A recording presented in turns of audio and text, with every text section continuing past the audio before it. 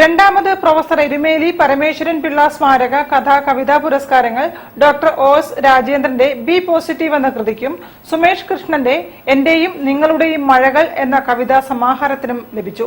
Kozhikode press ക്ലബ്ബിൽ നടന്ന പുരസ്കാര പ്രഖ്യാപന ചടങ്ങിൽ പ്രസ് ക്ലബ്ബ് ലൈബ്രറിയിലേക്കുള്ള പുസ്തകങ്ങൾ എം.എ. Johnson secretary P K. സജിത്തിന് കൈമാറി.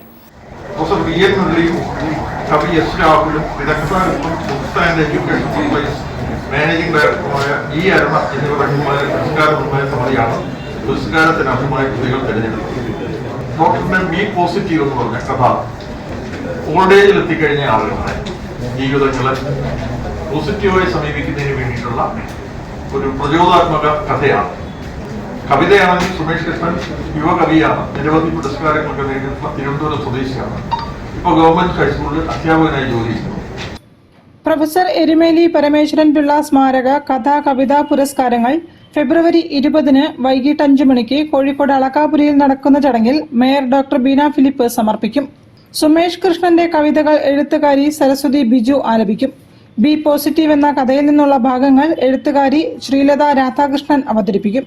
പരിപാടിയിൽ കവി പി.കെ. ഗോപി, പത്തനംതിട്ട ജില്ലാ ലൈബ്രറി കൌൺസിൽ എക്സിക്യൂട്ടീവ് കമ്മിറ്റി അംഗം എ. ഗോകുലേന്ദ്രൻ, സാഹിത്യ പബ്ലിക്കേഷൻസ് പ്രസാധകൻ Sudeep Thekkepat, Swathantra publications consulting editor P. Siddharthan തുടങ്ങിയവർ സംസാരിക്കുമെന്നും സംഘാടകരായ ദർശനം ഗ്രന്ഥാലയം മുഖ്യരക്ഷാധികാരി M A. Johnson, taluk library council അംഗം P K. Shalini, Kerala education council director Satheesan Kollarakkal എന്നിവർ അറിയിച്ചു.